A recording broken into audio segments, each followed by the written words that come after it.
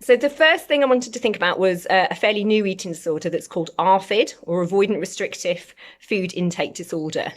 It really came out in the last DSM criteria, the DSM-5. And so you may not have, you may not be that familiar with it because it's a relatively new diagnosis, really. And it really replaced, there was lots of diagnoses around sort of fussy eating and selective eating, and it replaces all of that. So it's an all-age diagnosis, from 0 to 100 plus. And it's characterised by somebody who is either restricts what they eat, or has a very narrow range of foods that they eat, but isn't anorexia nervosa. So it's anyone who doesn't eat very well, who has a very poor range of food, and narrows the range of food that they eat, but it's not because they fear becoming overweight, it's because of another reason. So there's usually three domains. The first domain is a lack of interest in food, particularly in children. This can present as a child who doesn't want to sit at the table, who just isn't interested in food, who's, quite very low weight for height. And actually, there may be a bit of failure to thrive there. They just don't appear to have any appetite or interest in food. The second one, which I think is probably the most prevalent, or the one that I see the most, is where somebody has sensory sensitivities to food. So they reject food based on the fact that they are very sensitive to the textures, the shapes, the tastes, the colours of those foods. So typically that would be, a child or an adult who would say, have a very beige diet.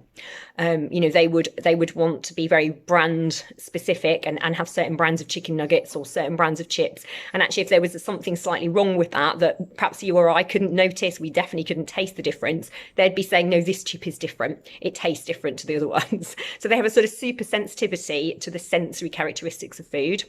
And with that one, there's quite an overlap with autism as well. That's very common with autism spectrum conditions. The last one, again, that I see a reasonable amount of, is fear of eating. So the fear of eating is around the fear of the consequences of eating. So, for example, somebody might be scared because they've had a choking episode, or they've seen someone choke, and then they start to become scared of food with lumps in or bits in. Maybe they are scared of vomiting, so they avoid all food that could potentially, be higher risk for stomach bugs.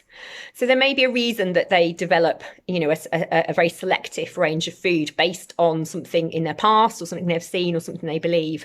Another example would be, I had someone who avoided all red foods because her mum had an allergy to red peppers, and she'd picked up that as this could be a food that could cause me harm, and it's red, therefore I'll avoid anything red.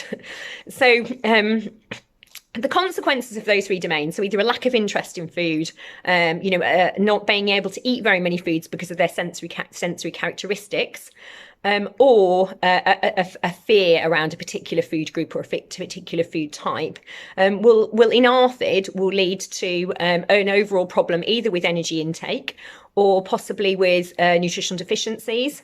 Or the third area is it will have a significant impact on psychosocial functioning.